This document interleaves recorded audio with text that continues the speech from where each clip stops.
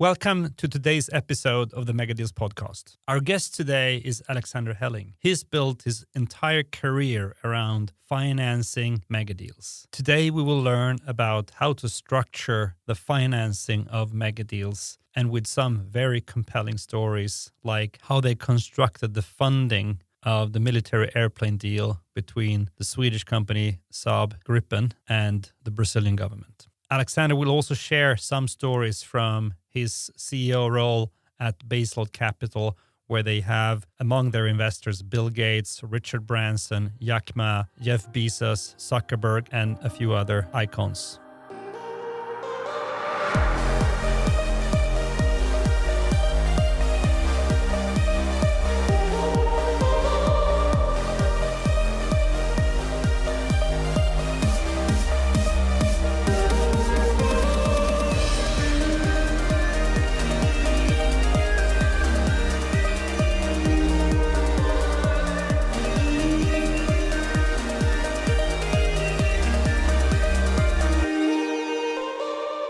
Welcome to this episode of Megadeals podcast. In the studio today is Christopher Engman and me, David Gladborg. And we have a special guest for you today. So warm welcome, Alexander Helling. Thank you very much, David. It's a pleasure having you. It's a pleasure to be here. So we would love to hear about your background, especially the different countries that you studied around the world. So all from Shanghai to Norway in the Nordics to one of the finest schools in the world, Harvard. Yes. Well, it's a long story, and it's a strange road to get there. And I think it all actually started when I was very young. I grew up in a family that run resorts or campsites. So I started my sales career basically when I was 3-4 years old, sitting on the desk selling candy to Norwegian tourists. So I think that's, a lot of my learnings from that time was especially, to meet a lot of different people from all different nationalities. And I love that. I could always learn something from, one guest and to another guest. So I think that shaped me quite a lot. And I became interested in different cultures and how to run a business. And that led me to Arvika, which is 70 kilometers from where I grew up, where I studied at high school and started working at the Sweden's largest music festival, Arvika Festival at that time, which was also a super interesting experience coming in as 17-year-old, becoming the sales and marketing manager, having a budget of $3-4 million as a 17-year-old, I had no idea how to spend that. But that, I thought then that, it would probably be good. You didn't apply marketing mix modeling on it. Well, I did eventually, but I started as the sales and marketing manager right after high school, and we were 5 full-time employees and, more than 2,000 volunteers. And, I thought at that time it's probably good to have some kind of education while trying to do this. So, building a music festival, you have a ton of things to do during the spring and the summer, of course. But during the autumn, it's not that much. So during the autumn, I was then studying economy at Örebro Business School. And it's quite interesting because you could clearly see the way we shaped the marketing. Did you study economy or business? Well, both. Okay. So it was quite interesting to see at that time because 2004, which was the first year that I was studying at Örebro, we had much more of a transactional marketing courses at the university, and that at the music festival we then had a lot of digital ads and media buy for a mass market. Right. However, that is not what the Arvika Music Festival needed at all, because it was a quite niche festival. So back then, you wanted to target specific groups, so it was much more account-based marketing, and that was not until the second course, of course. So that came then 2006 instead. So long story short, but I studied and worked at the same time at the Arvika Music Festival. And, I loved working in the music industry because it was super interesting with a lot of a lot of very interesting, talented people. But then also, when I was studying at Örebro, they had an exchange program to Shanghai. So I thought, I want to continue to work in the music industry, but let's spend 6 months in Shanghai during the autumn studying Chinese, because that is an extremely interesting market as well. Right. So, Do you actually speak Mandarin, or yes, I do. how cool is that? But Alexander and I were working together a few years ago, and when negotiating with some Chinese clients, they were switching to Mandarin in the meetings, and they didn't realize that Alexander was understanding everything, That right? is so cool. Yeah, no, but it's a language that fits me quite well. Right.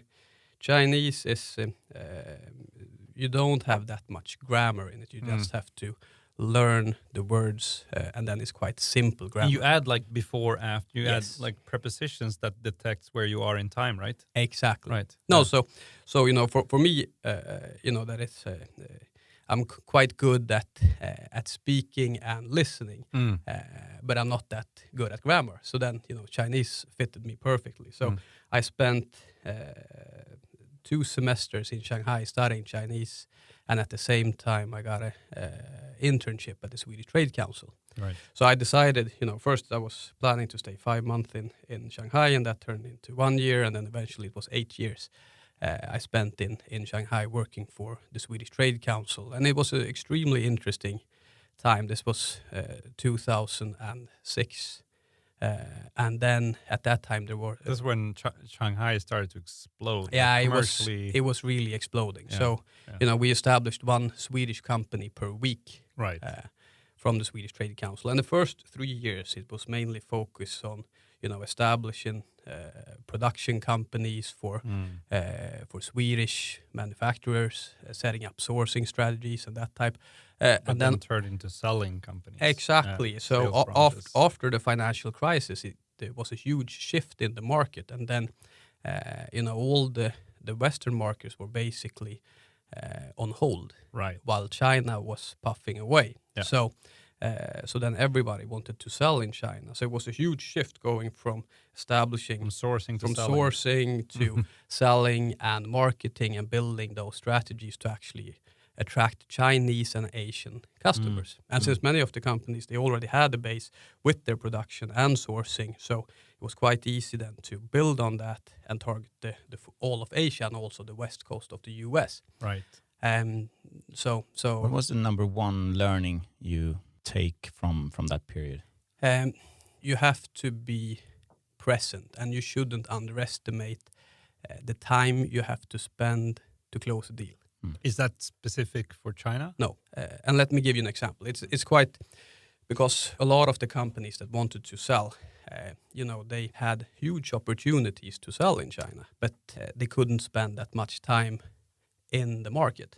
So, for an example, if you have a distributor in Norway, you visit that distributor maybe 10 times a year, but you only visit your distributor in Shanghai twice a year. And then you're surprised that they don't perform as well as the distributor in Norway. So, it's when you think about it, it's not as, it's the same way. You have to spend time with your customers or your distributors to build that relationship and to build that trust. But of course, the distance makes it harder. So when you're going into a market like that, you have to make sure that you actually can take the time and spend in the market and build the organization locally that can sustain it. Right. So that's one of the key learnings entering into a market. Then of course there are tons of other things, but setting up a company, identifying customers or building that up, that is basically the same for most of the markets. Right. So I have a question. And it's I mean, you're a finance expert, but you're also, we could call you a China expert. So I'm very curious to hear what are the top 2-3 things that are slightly different when doing larger deals in China compared to other countries that you have experienced? Well, the more cultural particularities. Yeah, I will say that one key is the amount of people that you have to meet. Right. So, And why is that? Why is that? well, there's a lot of people working at the Chinese companies. Huge ecosystem. Yeah, it's a huge ecosystem, Right. and it takes longer time to identify who the key decision maker really is. However, another difference is that if you find that key decision maker in China, they can make a decision much faster. So more top down once you find them. Yes, Right. it's much more top down, but it takes you time to get there. Right. And it's not that easy. And during the time I was working, then you didn't have all the social media apps Right. and LinkedIn, No. all of that. Now it's easier, but back then you didn't have that, and you had to go through. Is the LinkedIn network. allowed in China? Yes, It is. it is. Okay. Yes. Because Facebook isn't. No, Right. Facebook and Google is all bad. But LinkedIn is. LinkedIn is Okay. okay. So LinkedIn is huge. But that in probably China. makes sense because I mean Facebook is probably more local friends, etc. Whereas Yes. LinkedIn is a global business tool, and if they block that, they're kind of making a mistake. Right? Yes, Yeah. yes, no, Yeah. for sure. Yeah.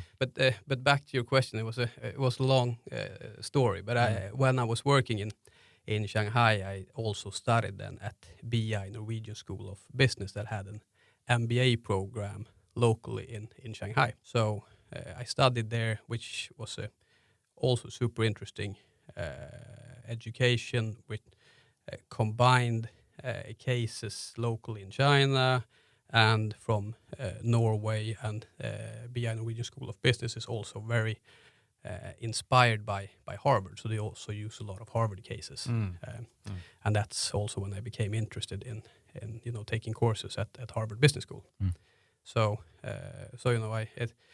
all the different steps and the different educations I have taken has been more of a coincidence, and me ending up in first one place working in Arvika, wanting to work in the music industry, then that leading to Shanghai, Right. which is not a clear path, and then from Shanghai through a Norwegian school to the US. So, but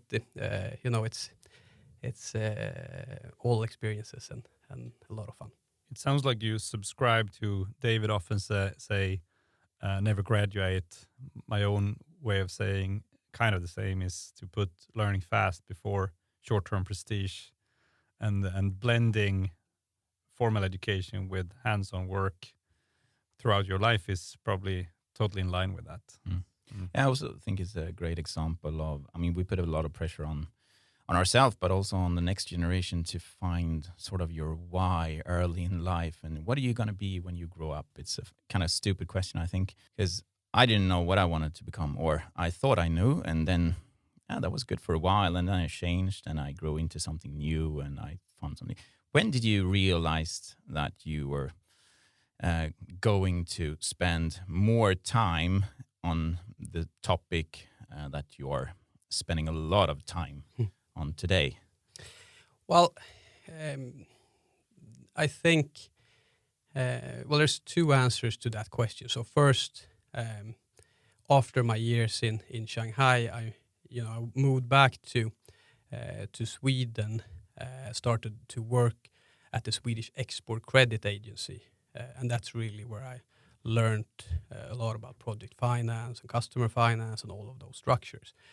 But it was first when I joined a company called Climon, which is a Swedish technology company that have developed equipment that converts water into electricity. And that's where me and Christopher worked as well. And that's when I realized that, working for a company that have the possibility to go in and change the way that, having a higher purpose.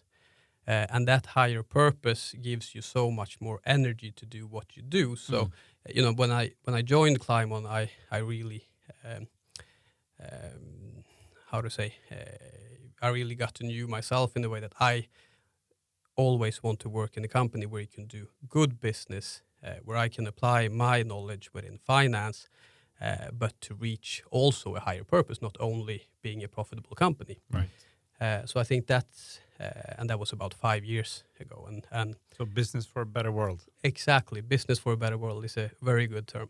You find a company who believed what you believed. That Ex- Simon Sinek would say. Exactly, exactly. Well put. Great, and I think it's worth mentioning that you are also the author of the finance chapter of the Megadeals book.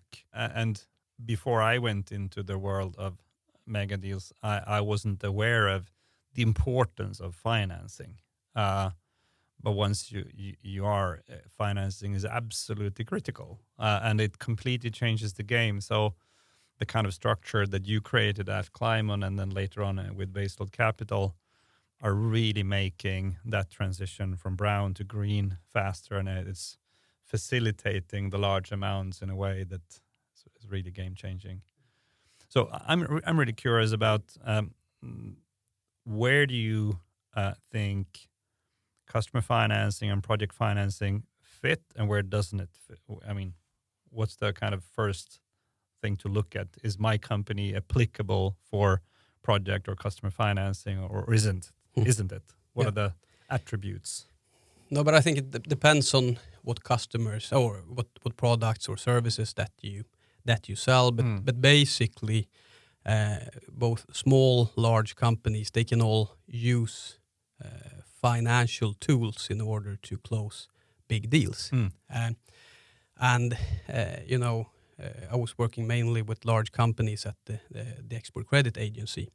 But there's a very large department working with small companies, and that's actually how I got to know Climon. One of my colleagues asked me, I have a super interesting small company out in Kista. Would you like to join and visit them?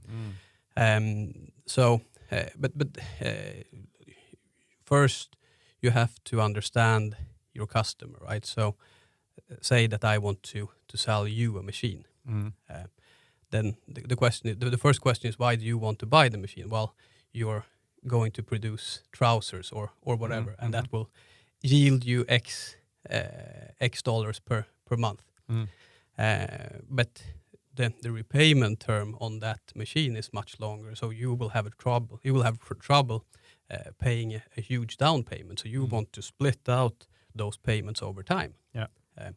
And of course, if you come selling this machine and you cannot provide that type of finance, then that customer have to go to other players getting that finance. And of course that that's a lot of effort for your customer. So if you can solve that for the customer, they don't have to spend a lot of time going to banks or going to other financial institutions or going to their owners. So you take away one of the key issues for them to actually place the order. Yeah, and I think, I mean, probably those of you who are from really large corporations, but even those who aren't, customer financing, project financing is totally used by the largest companies in the world as well. Yes. Even though you could think they have deep pockets, they can do this, but they are using it in combination with funds and banks. For sure. And countries as well. And I think one of the most interesting cases is the sale of Saab fighter planes to Brazil. So the JAS Gripen. The JAS Gripen. And it's the largest export deal ever made by a Swedish company. It was 40 billion Swedish krona. And, I don't know. 4 billion US. Which is 4 billion US. And, I only heard stories, but were you part of that team? No, I was sitting next to that team. Right. Okay. Yeah. So had good insights, but not. I had good insights, but I didn't do the deal myself. Right. Yeah. No, but it's a super interesting deal, and I heard that they started discussing this deal from Saab already back in the 70s. Wow. So it's a long sales process. Wow. But it's a large deal. But then, and when did it happen? I think it was 2014 or 15 now. But anyway, then in that type of deal, Brazil then got a credit line from SEK, which is the Swedish Export Credit Bank, for 100%. So the Swedish government bank, if you like. Exactly. Right, yeah. So for 100% of the purchase amount. So the total capex. The total capex. So Brazil could borrow then the full amount, and they were able to get a very low interest on that. Right. I think it was roughly 2% fixed term interest rate, for 25 years. Wow. And the reason why the Swedish Export Credit Bank could give out such a loan is because they, in their turn, could mitigate their risk by using the Swedish Export Credit Agency that gave then an insurance to the Export Credit Bank.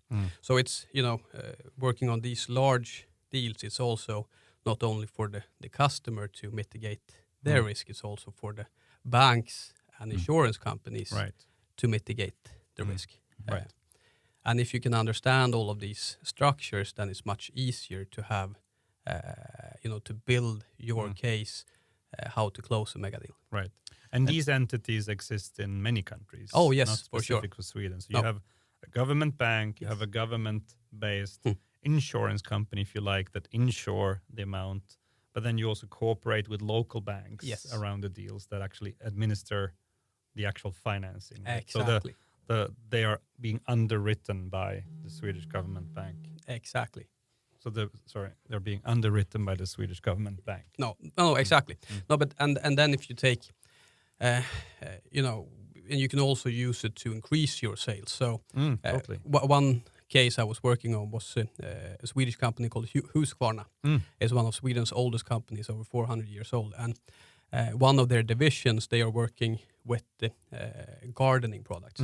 So extremely seasonal. I have one. Yeah, you Me see. too. Yeah. So, but it's $1 billion industry, right? But it's extremely seasonal. So Husqvarna, they sell their products to distributors all over the world, and the distributors are small companies, working locally, selling the lawn movers and doing the service and etc. And their biggest problem is not sales; it's cash. So liquidity. Liquidity. So when they put their purchase orders, if they have to pay then 30 days or after 60 days, they will have a huge liquidity problem. So one of the deals that we did was to build up a credit structure for Husqvarna in Southeast Asia, so that Husqvarna then could offer all their distributors 6-month credit instead of 30 days. Right. And their sales went up immediately because the customers were then not afraid to put all the products in stock and could by then increase their sales. Right. I think that's a great example of how to mitigate risk and to increase sales. But in a sales, where do you actually start to talk about financing? Is it early in the process or later in the process? Can't say that, and that is always like that. But in general, no. But in general, it's as early as possible, because when you're going to structure funding for a specific deal, you should never underestimate the time it takes. Right. So if you have a large deal that you want to close, it could be that the customer is ready to sign, but you don't have the funding ready. So in many cases, the funding actually is the bottleneck, and that takes most of the time, especially if you look at project finance. So project finance is when you set up a specific company only for one project. So you set up a special purpose vehicle where you have investors adding equity, and then you want to lever that company up with debt. And in those types of projects, you don't have a big mother company that can go in and guarantee. So you have to look at the cash flows that will be generated from that specific project. It can be, a pulp and paper mill, it could be a steel mill, it could be a power plant, it could be anything, where you will have steady cash flows over a long period of time. For those of you who are new to financing, my way of describing that would be, it's very similar to a house loan structure where you need to put in a certain amount of own capital, whether that comes from emitting shares or whether it's your own cash, it doesn't matter. So there's a certain amount that you need to put on the table yourself, and then you can borrow the rest.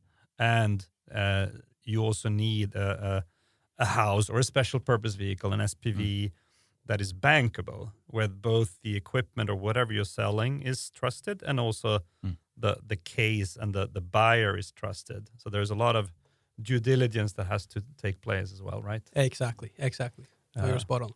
Yeah. No, and I think that in those cases, then you have the project that you want to set up, and then the actual sales process is against the funding partner. So to bring in the equity investors and to bring in the banks that's going to provide you with the debt facilities. And there you have to, if you have a young technology, for example, in the banks, they are always extremely afraid of young, unproved technology.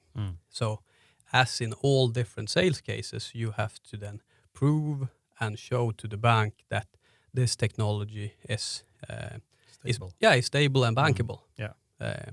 And that's there you have to work as in any other sales process, basically. Right. But then the deal is actually financially close. But for anyone listening that is representing more a scale up or a startup, that's actually super important. Like, especially if you're in high capex equipment sales, you see a lot of companies, rightfully so, quickly moving towards being able to say that they're bankable, because then all of a sudden the whole capex structure changes and they can reach the kind of funding you were talking about. Exactly. Because before that, it's not possible. No. And I'm involved in a few cases like that where they're pre-bankability. Yes. and then you need to rely on all cash coming from investors and etc. Exactly. Whereas the financial cost goes down when you're bankable. Yes. No, for sure. And financial cost is also one extremely important thing. So if you can set the proper funding structure for your customer, you can actually lower their cost. And that gives you a very good way of actually getting a higher price. So if I can sell you a machine that will, yield you X% per year, and I can make that yield higher, then of course you can pay me more than my competitors because you will still be better off. And if my interest rate is 2% and my yield is 17 or 12, that's a pretty successful case. It's a fantastic case.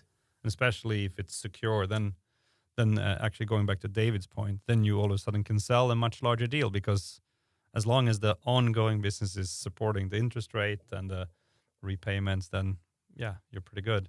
I think, again, for anyone who's not involved in financing yet, the house analogy really plays out, because you need to have salaries, etc., covering your interest rate and amortizations, and it's the same in a project financing case. Exactly. And of course, anyone who's made the calculation on their house knows that the interest rate is actually changing the game a bit. So it does. If you have a low interest rate, it totally changes the amount you're paying per month. Yeah, totally. And I totally get that when you have a meeting face to face.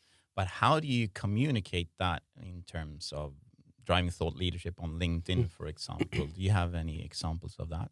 But it's a good question, and I think it's important when you look at how you structure a deal, but also not only in the way you negotiate and how you propose it, but also that you build the brand around it. So, because if you have a good brand and a good reputation, then of course it's also easier for the banks and the financial institutions and the insurance companies to, work with you, because they, as all other companies, they want more sales, and if they can be connected with a professional, good brand, then that's positive. So I think that it's not only about the finance, it's about building the company and building the offer that you have. And as you say, the brand. And well, the brand, right, So all of those parts are important.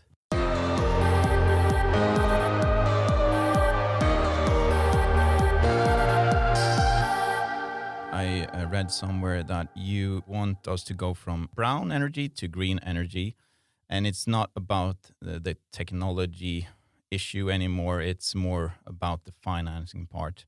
Is that what you do on a daily basis in your company Baseload that you founded? Yeah, so Baseload was founded to show the world that there's a renewable baseload that you can invest in.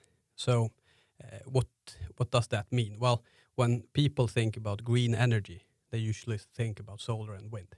But solar and wind are intermittent, meaning that they don't produce 24/7, right?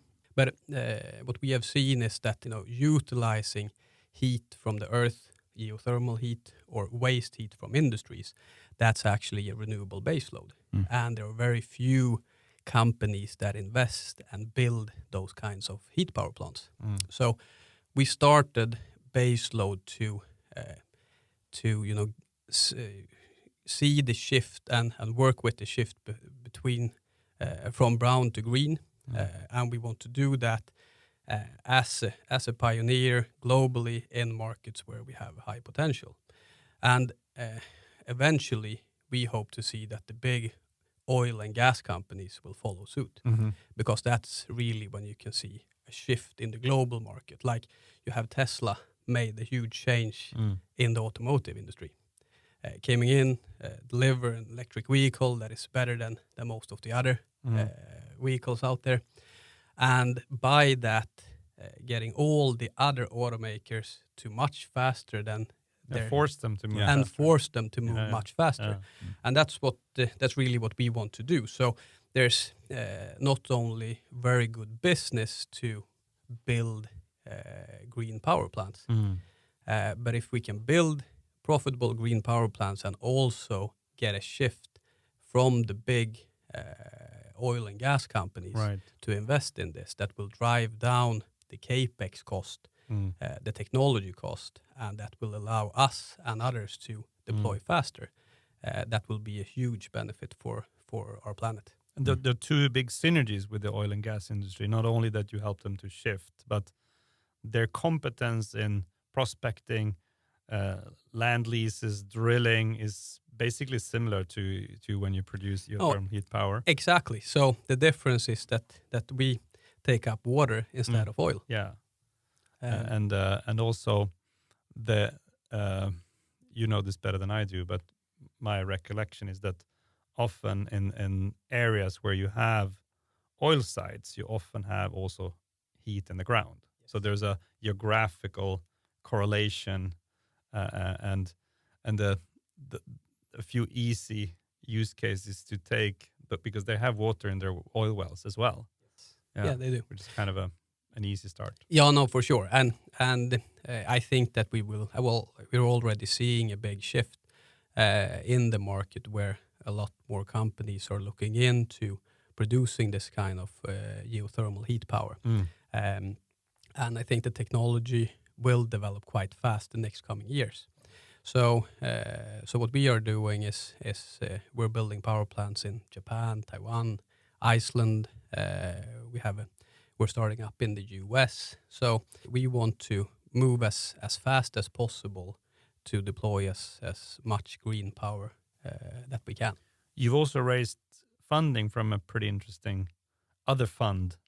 Yes. With some well-known names in it. Yes. No, we were very fortunate and received an investment from a company or a fund called Breakthrough Energy Ventures, which is a fund that Bill Gates initiated about 3 years ago now. And they were looking to invest in both Climon as a technology company, but also Baseload. And in the end, they invested in Baseload and are very actively supporting us in different markets so that we can speed up our deployment of heat power plants. And who else is involved in Breakthrough Energy? Well, they have... It's like a rock star list. They have a very well-known list of investors. So don't be shy. Bill Gates. Yeah, Bill Gates. Zuckerberg, Richard Branson, Jeff Bezos. Jack Ma, Masayoshi-san. So yeah, there's... Have you met Bill Gates? Almost. Okay. No, we were scheduled to have a meeting about a year. A one-to-one meeting, or? No, yes, a one-to-one meeting a year ago, but that was the same date as my second daughter was born. Right. So kind of a no-go zone. No-go zone. Yeah. So one of our board members met him instead. Right. Yeah, Right. and he was extremely impressed. Right. And who was that? So that was Per Olofsson. Rocket. Yeah. Yeah. Mhm. That's how we Viking prioritize, right? Yes, Yeah. exactly. That's how we Viking prioritize.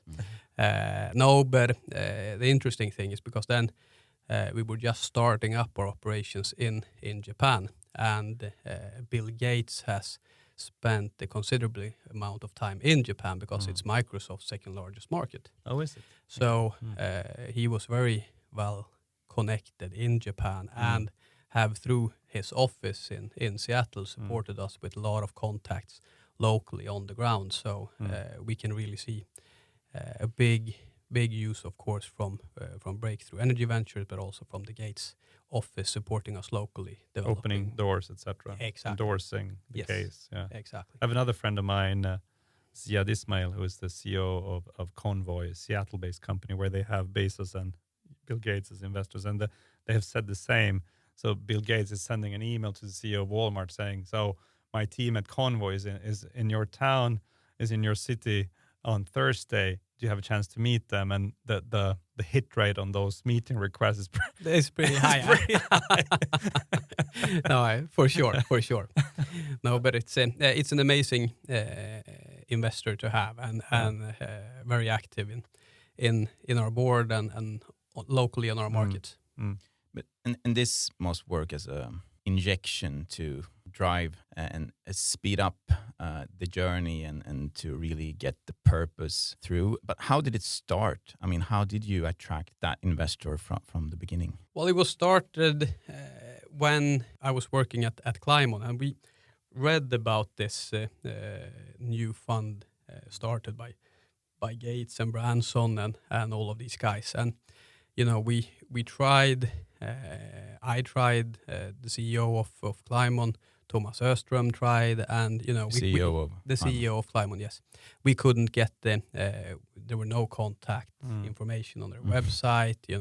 So we searched quite some time to get an introduction.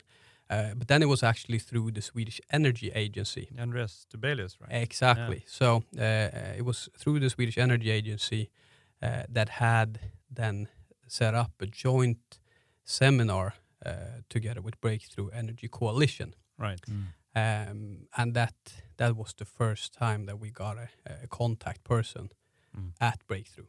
But then it was, basically a year of due diligence because they have one investment criteria, which is that all of their portfolio companies should have the capabilities or the possibility to reduce greenhouse gases with 0.5 gigaton.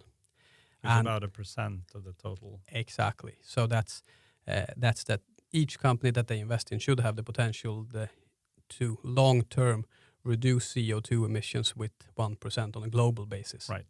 Which sounds little, but it's crazy. It's crazy big. It's crazy. For us, it means that our goal became deploying 100 gigawatt of power, and that would make us one of the largest energy companies globally, basically. Right. Yeah.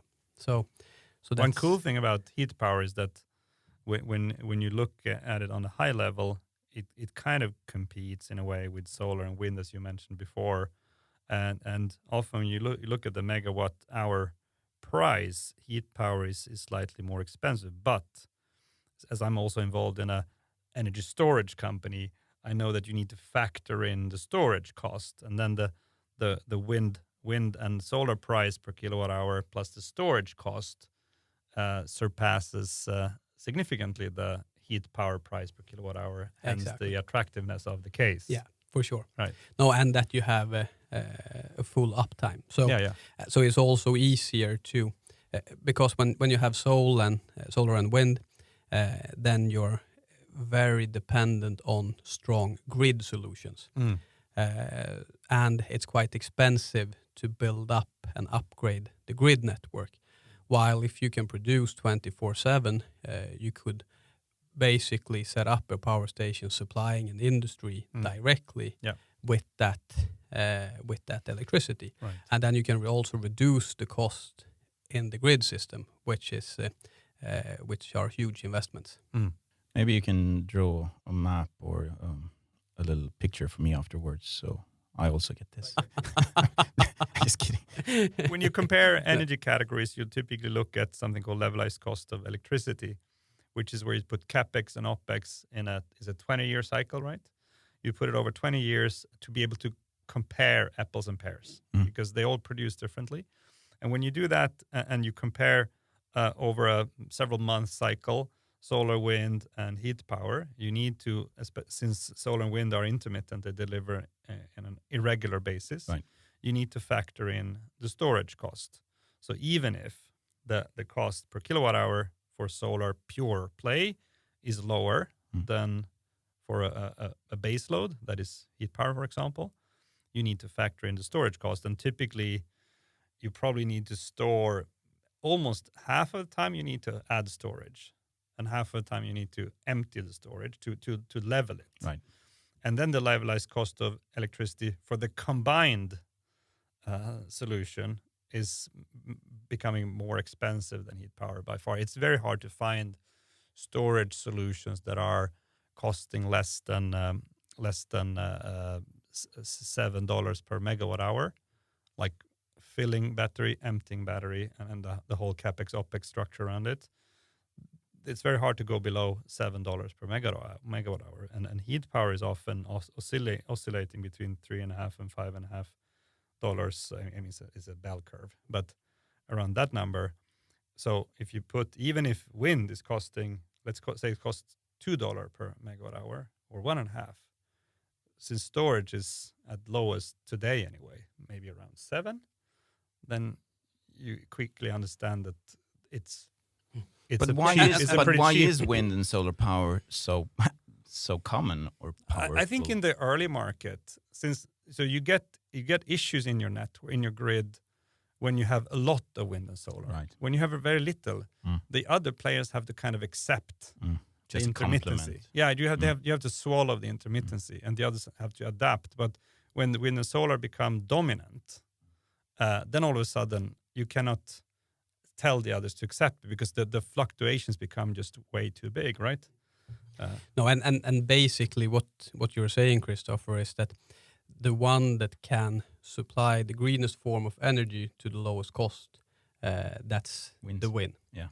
And it's very Darwinistic. I know it's very Darwinistic, but in a completely green system, we will need all of the different renewables, right? Wind, solar, hydro, heat power.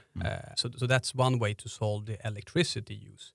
But then you have all the energy going into fuels, like how you're going to power large cruise ships or the car fleet or all of those kind of things. So there needs to be a solution with all of these different technologies that play a big and it role. will also differ from where you are in the world, right? Yeah, totally. For sure. Geographically, exactly. It different will. use cases require different things. Like it's very hard to run a transatlantic ship purely on heat power. Yeah, no, it's kind of impossible. It's impossible. So you need to see all of these different technologies, and I think the interesting part here also, and why we are into heat power, is that right now the technology is still quite young. There's a lot to do on the technology side. Yeah. Like, for example, at the moment, we drill down to find natural hot water, and we use that to produce electricity. There are several companies working on building underground heat exchangers, and like Ivor, and Fervo and Welltech, and it's a lot of these extremely interesting companies that if they solve that puzzle, then it will basically be possible to everywhere on the planet build an underground heat exchanger, regardless and where you you can are. produce a green baseload power. Have they launched any site yet? Yeah, so Ivor have launched their first site in Alberta, Canada, and they are now looking into several different projects around the world. Right. Welltech, a Danish company, a Danish-Swiss company, is looking at the pilot project in Kenya.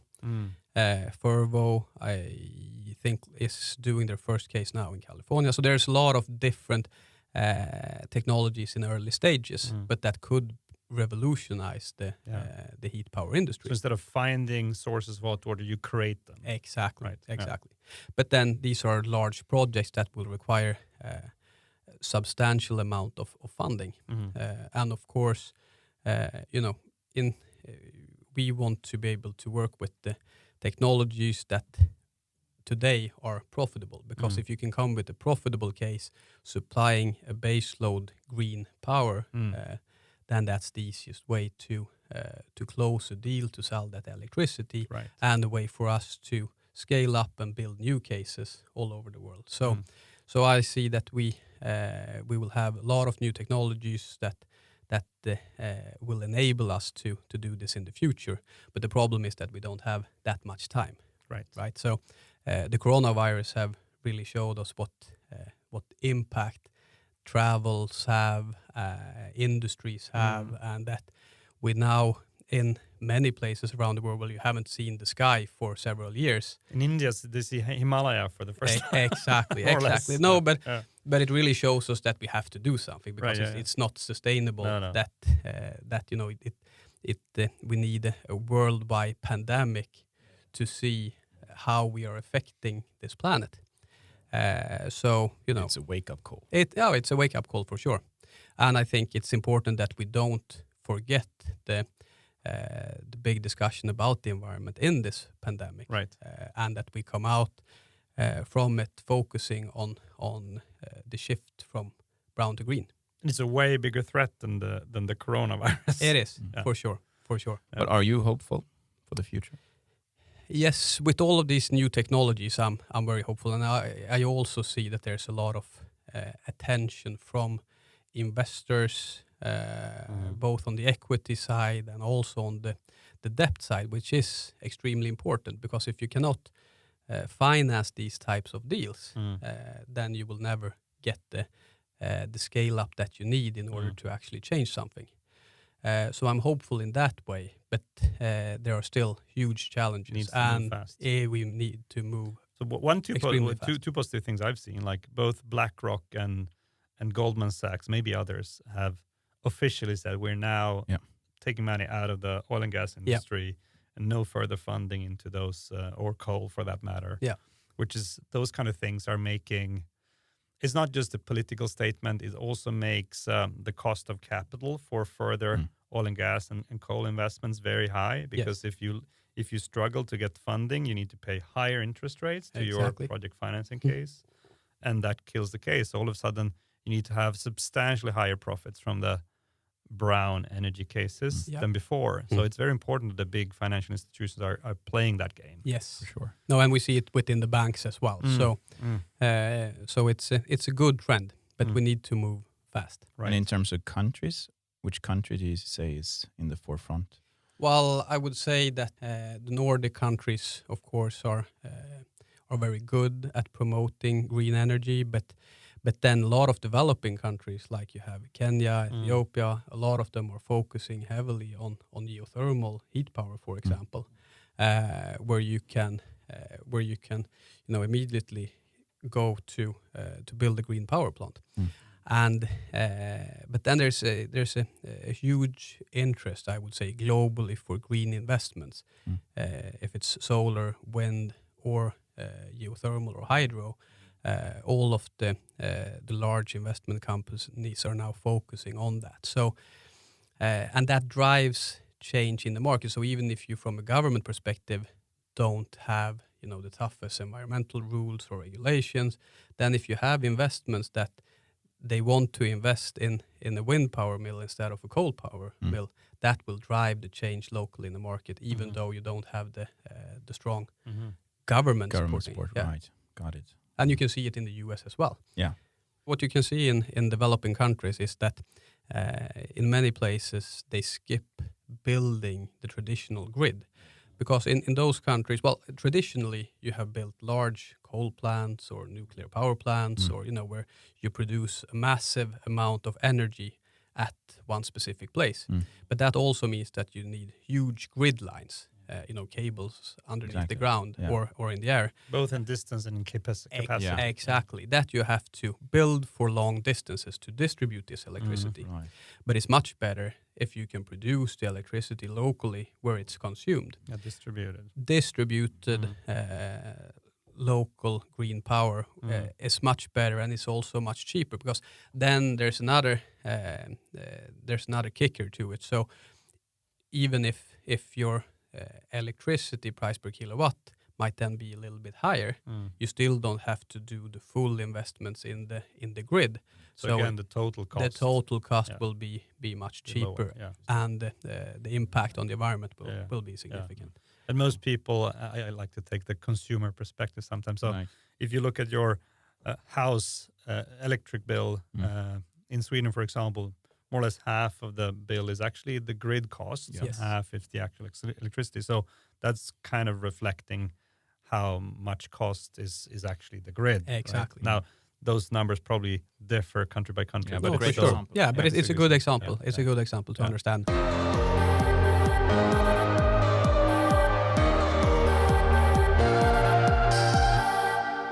Before we wrap up for today, I mean, please, if you haven't read the book, read it and focus on Alexander's chapter on financing.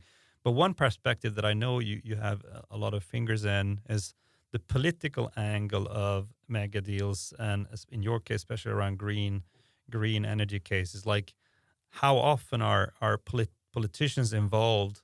So kind of cross-country level, country level, regional level, or city level? No, I would say in all of our cases, it's like that. So looking at building a power plant locally in Japan, for example, even though we have a very small footprint, we have to educate the local community on what we are going to do.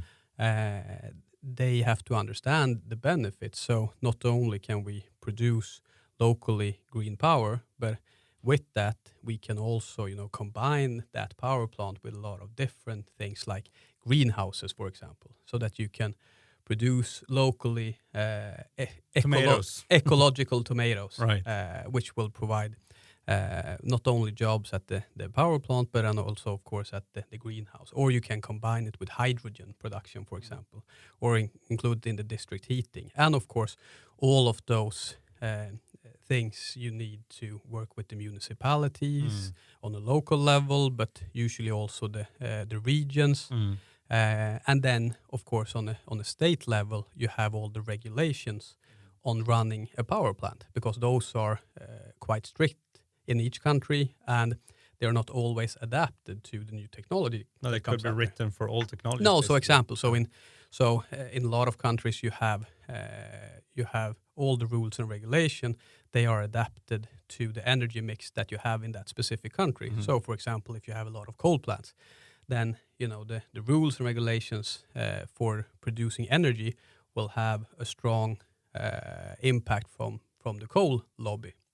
And if you're working with geothermal heat power, then the traditional is large-scale hot temperature geothermal power plants, and then the regulations will be surrounding that. So, there's a lot of interactions with the local community, the municipalities, the regions, on the state level, and then, of course, we as a Swedish company, we try to also utilize the Swedish government to support us locally through the embassy and the trade councils and You've so also on. had the crown princess present in some situations, right? Yes, we have. The Swedish crown princess is very fond of green energy, of course. So they are very actively supporting this transition. And she shows up sometimes in your cases, I've seen. Yes. No, so she was about 6 months ago at our power plant on Iceland.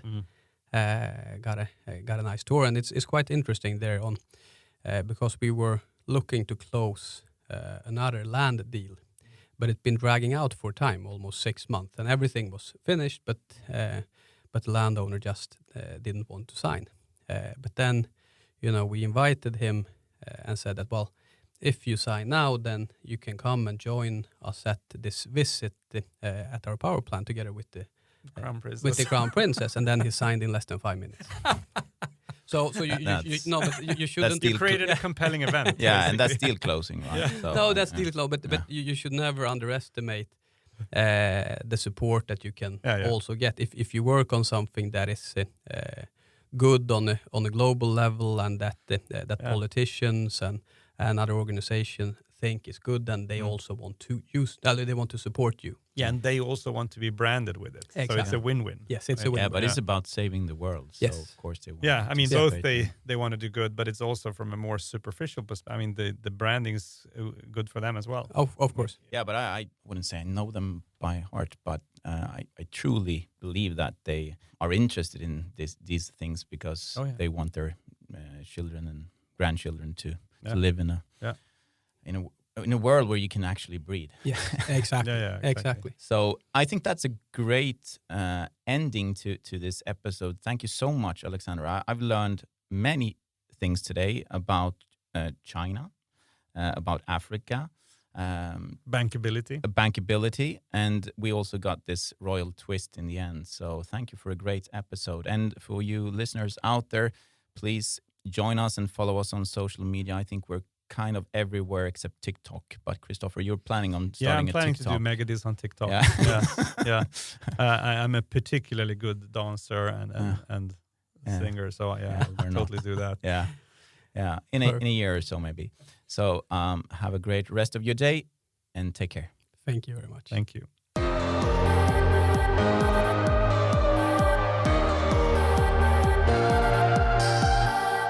A few points from today. How can you use financing to increase the deal value, increase the margin and the win rate? And how is the financing structured with a blend of equity, debt, etc.? Thank you so much for listening. I am Christopher Engman, the author of the Megadeals book, and I urge you to follow us and listen to more of the Megadeals episodes. You can also find us on LinkedIn, on Facebook, on Instagram, and on our podcast channel, our YouTube channel.